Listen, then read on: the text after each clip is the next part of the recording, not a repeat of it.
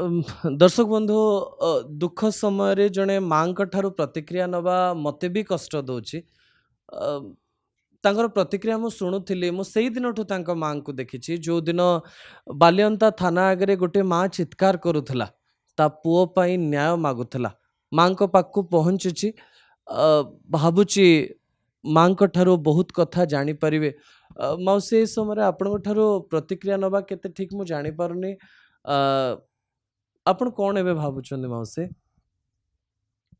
कौन ଏବେ ଆଉ ଭାବିବି ମୋର ତ ଆଉ ସଂସାର ଗଲା କିଛି ନାହିଁ ଆଉ କଣ ଭାବିବି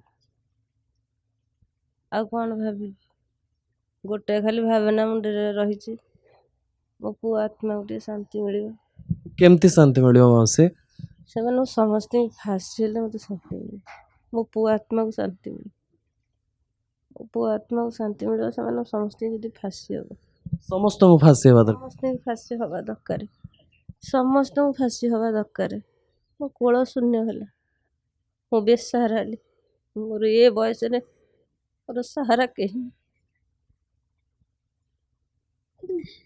ଆଉ ତାଙ୍କ କୋଳ ସେମିତି ଠାକୁର ତାଙ୍କ କୋଳ ଶୂନ୍ୟ କରୁ ସେମାନଙ୍କୁ ଯଦି ଫାଶୀ ହୁଅନ୍ତା ତାହେଲେ ମୋ ପୁଅର ଆତ୍ମା ଶାନ୍ତି ପାଆନ୍ତା मौसी मौसा कहते पुओ माँ सहित कथा हुए जेबेठू दरमा पाउ नथिला पुओ आपन कौन सब कहितला कौन सब कहूथिले सौम्य ପୁଅ ମୋତେ କହିଥିଲା କହିଲା ବୋଉ ମୁଁ ଚାକିରି ଛାଡ଼ିଦେବି ମୁଁ ବାଧ୍ୟ କରିଥିଲି ପୁଅକୁ ମୁଁ କହିଲି ବାପା ସେ ଦାନା ଗଣ୍ଡା ଆମର ଛାଡ଼ନା ମୋ ପୁଅ କେତେ ଥର ମୁଁ ଚାକିରି ଛାଡ଼ିଦେବି ବୋଲି ମୋତେ କହେ ଆଉ ମୁଁ ଜାଣୁଛି ମୋ ପୁଅ ଯେଉଁ କଥା ସବୁ ମୋତେ କହିଥିଲା ଇଏ କେଉଁ ଦିନଠୁ ଷଡ଼ଯନ୍ତ୍ର ହେଲାଣି कौन सब कहितले सौम्य ଏଇ ଚାକିରି ଛାଡ଼ିବା କଥା ସେ କାହିଁ କହି ସେ ମୋ ଭୟରେ ସେ ଯାଇଛି ଚାକିରି କରିବାକୁ ସେ ମୋ ଭୟରେ ଯାଇଛି ତାର ବି ଦରମା 2 ମାସ ବନ୍ଦ ହେଇଛି ସେ ବି ମୋତେ କହିନି ସେ ମିଛରେ କହିଛି ଯେ ପଇସା ଆଣିକି ଦେଇକି ଦେଖେଇକି କହିଛି ଯେ ହେଇକିବା ଦେଖ ଦରମା ପଇସା ମୋର ଆସିଛି ମୋ ମନରେ ଦୁଃଖ ଦେବ ଦିନେ ଚାହିଁନଥିଲା କେତେ ଦୁଃଖ ମୋତେ ହେଲା କେତେ ଦୁଃଖ ଦେଇକି ଅକାଳ ମୃତ୍ୟୁରେ ମୋ ପୁଅକୁ ବାଡ଼େଇ ବାଡ଼େଇକି କି କଦର୍ଯ୍ୟରେ ମାରିଲେ କି ଦୁଃଖ ମୁଁ ସାରା ଜୀବନ କି ଯନ୍ତ୍ରଣାରେ ମୁଁ दिन काटिबी से प्रभु जानिबे मौसी कौन कहते मौसा कहते जे घंटा पूर्वर सौम्य कौन गोटे कहीकि जाइथिले आपनको जे मु आ काम करिविनी आ एडीजी संपर्क रे कौन कहिथिले कि आपनको हाँ से कहते से एडीजी ताकू टिके हैरान कला से सास सब कहला मु छाड़ देबी से एडीजी की जाइथिला ट्रेनिंग देव से ताकू मोड़ा मुड़ी कला भितरे तार ये हाथ दुटा सब फुलिला ये सब फुलिला ये हाथ काम टिके देलानी काम नदेला खुण चिड़ा है कहला छाड़देवी तारी ड्यूटा छाड़ला बंद कला खुण से एडीजी दरमा बंद करदेला पु किछ औषध खाउथिले कि मौसे ना किछि असुविधा नथिला ना किछि ये जो घटना आसुची आमे भी जानिनु आपण भी जानि नाहंते से दिन रास्ता रे कोन हेतिला किछि खबर आपण पाखु पहुंचुची कि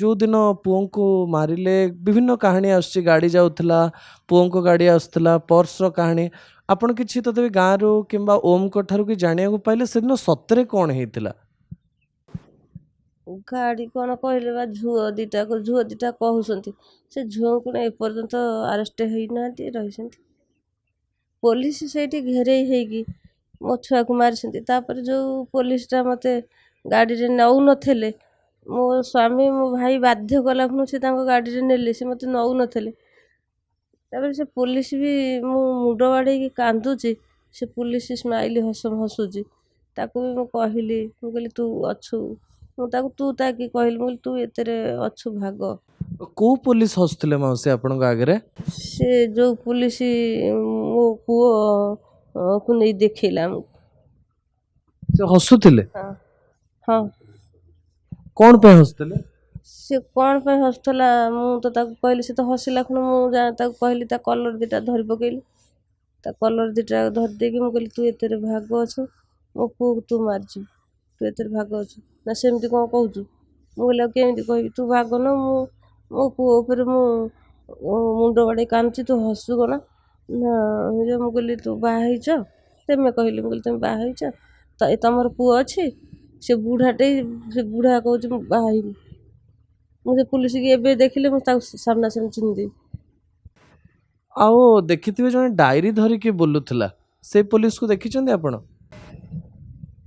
ନା ତାଙ୍କୁ ମୁଁ ସେ ଭିଡ଼ିଓରେ ବେଶୀ ମୁଁ ଦେଖୁନି, ମୁଁ ଧୈର୍ଯ୍ୟ ରହୁନି, ଧୈର୍ଯ୍ୟ ରହୁନି, ଏଇଟା ଦେଖିପାରୁନି, ଏଇଟା ଧୈର୍ଯ୍ୟ ରହୁନି। ମାଉସୀ, ପୁଅ ଶିବଙ୍କୁ ବହୁତ ମାନୁଥିଲେ କି?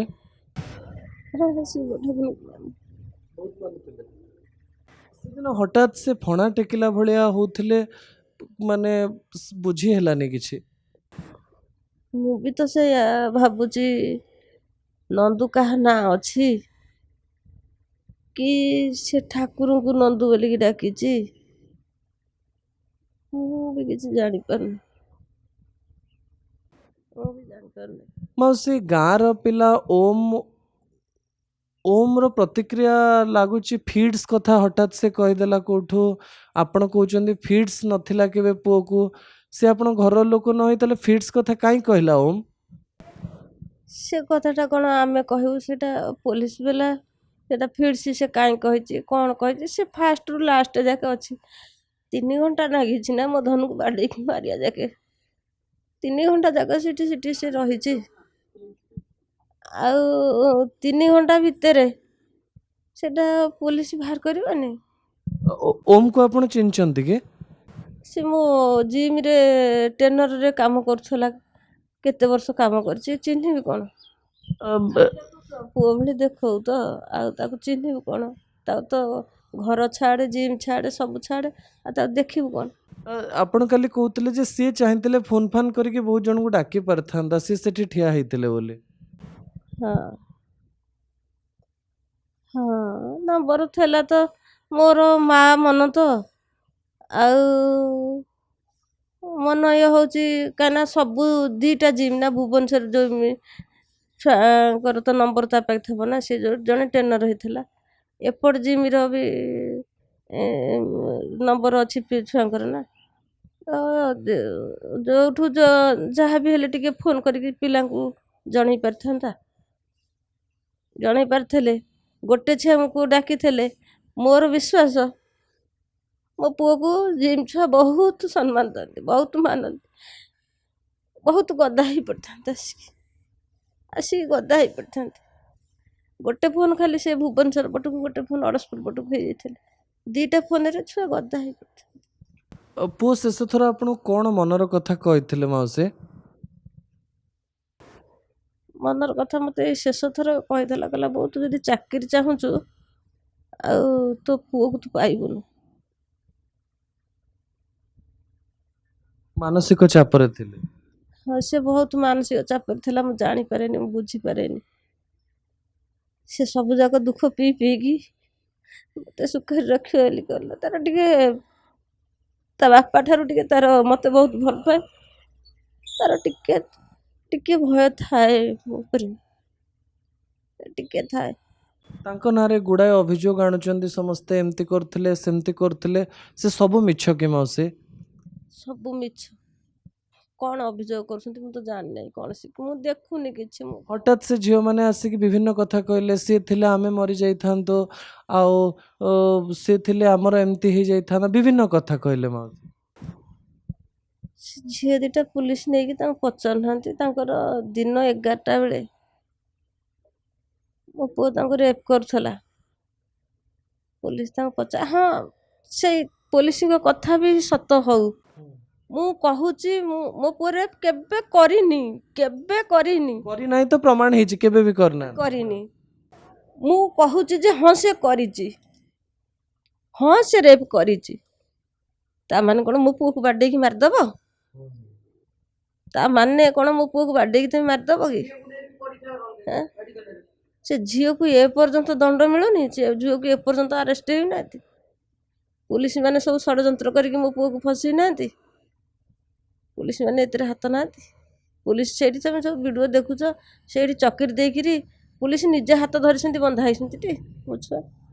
ସେ ପୁଲିସ କି ଏପର୍ଯ୍ୟନ୍ତ ତାଙ୍କୁ ସସ୍ପେକ୍ଟ ହେଇଛି, ତାଙ୍କୁ ଟିକେ ତାଙ୍କୁ ଦୁଃଖ କାହାକୁ ଲାଗୁନି ତାଙ୍କୁ ଆରେଷ୍ଟ କରୁନାହାନ୍ତି କି ତାଙ୍କୁ ଜୀବନ ସାରାକୁ ତାଙ୍କୁ ଦଣ୍ଡ ଦେଉନାହାନ୍ତି କି ଫାଶୀ ଦେଉନାହାନ୍ତି, ତାଙ୍କୁ ସସ୍ପେଣ୍ଡ କରିଛନ୍ତି। ଆଉ ଏଇ ଯେଉଁ ହାବିଲଦାର ନା କ'ଣ ତାଙ୍କୁ କହନ୍ତି, ସେ ଯେଉଁ କ'ଣ ହୋମଗାର୍ଡ଼, ସେ ଦୁଇ ଜଣ କ'ଣ ଶସ୍ତା ଥିଲେ, ତାଙ୍କୁ ବାହାର କରିଦେଲେ। ସେ କ'ଣ ଶସ୍ତା? ସେ ଶସ୍ତା ଥିଲେ ନା, ତାଙ୍କୁ ବାହାର କରିଦେଲେ। ଏ ବଡ଼ ଲୋକ ଯେତେକ ସେମାନେ ରହିବେ, ବଞ୍ଚିବେ, ଯେତେକ ଗରିବ ଓଲଟା ସେମାନେ ମରିବେ। ହୋମଗାର୍ଡ଼ ବାଲା ସେ ତାଙ୍କୁ ବାହାର କରିଦେଲ। ତାଙ୍କୁ ବାହାର କରିକି କ'ଣ ଫାଇଦା ପାଇଲ? ତାଙ୍କୁ ବାହାର କରିକି କ'ଣ? ସେ ତ ତମ କୁକୁର, ତାଙ୍କୁ ତମେ ବାହାର କରିକି କ'ଣ ତମେ ଫାଇଦା ପାଇଲ? ତାଙ୍କ ଦାନା ମାଇଲ, ତାଙ୍କୁ ବାହାର କରିକି ତମେ ଫାଇଦା କ'ଣ ପାଇଲ? ସେମାନଙ୍କୁ ବାହାର କରିକିରି ତାଙ୍କର କେଇଟା ଦରମା? ତାଙ୍କ ମା ଛୁଆ ଅନେଇକି ବସିଥିବ, ତା ସ୍ତ୍ରୀ ଅନେଇକି ବସିଥିବ, ତା ମା ଅନେଇକି ବସିଥିବ, ତା ଛୁଆ ଅନେଇକି ବସିଥିବ, ଦାନା ମୁଠେ ହେଲେ ଆମେ ଖାଇବୁ। ତାଙ୍କ ଦାନା କେମିତି ମାରିଦେଲ? ଏମାନେ ବଡ଼ ଲୋକ ବୋଲିକି ଏମାନଙ୍କର କିଛି କରିପାରୁନା, ତାଙ୍କ ଦାନା ମାରିଦେଲ। ଘଟଣା ବହୁତ ଆଗକୁ ଘଟିଛି। ସମୟ 13 ଦିନ ହେଇଯାଇଛି, କିନ୍ତୁ ସୌମ୍ୟଙ୍କର ମା ବାପାଙ୍କର ପ୍ରତିକ୍ରିୟା ଆପଣ ଶୁଣୁଥିଲେ। ଶବ୍ଦ ଥମିଯିବ, ଗଣମାଧ୍ୟମରୁ ଆଲୋଚନା ବି ସରିଯିବ, କ୍ରାଇମବ୍ରାଞ୍ଚ ତଦନ୍ତ କୁଆଡ଼େ ଯିବ ଏ ସରଳ ମା ବାପା ଜାଣିପାରିବେ ନାହିଁ। ଓଡ଼ିଆ ବୁଝୁଥିବା ଆଉ ଖବର ଦେଖୁଥିବା ପ୍ରଶାସନ, ମୁଁ ଆଶା କରୁଛି ମା ବାପାଙ୍କ ମୁହଁକୁ ଥରେ ନିହାତି ଚାହିଁବ, ଯେ ଜଣଙ୍କ ପୁଅକୁ ଭିଡ଼ ହତ୍ୟା କରିଛି, ଅସଲରେ ଘଟିଥିଲା କ'ଣ, ଆଉ ଯିଏ ଦୋଷୀ ଦଣ୍ଡ ନ ପାଇଲେ ଓଡ଼ିଶାର ଏଇ ଦୁଇ ନାଗରିକ ଯାହାଙ୍କର ପ୍ରତି କ୍ଷଣରେ ଲୁହ ବୋହୁଛି, ସେମାନେ ସଠିକ ରୂପରେ ବଞ୍ଚିପାରିବେ ନାହିଁ। ଆଉ ମାର ଲୁହ ଆଉ ବାପାର ଲୁହର ପରିଣାମ କ'ଣ ହୁଏ ତାହା ସମସ୍ତେ ଜାଣିଛନ୍ତି। ଦର୍ଶକ ବନ୍ଧୁ।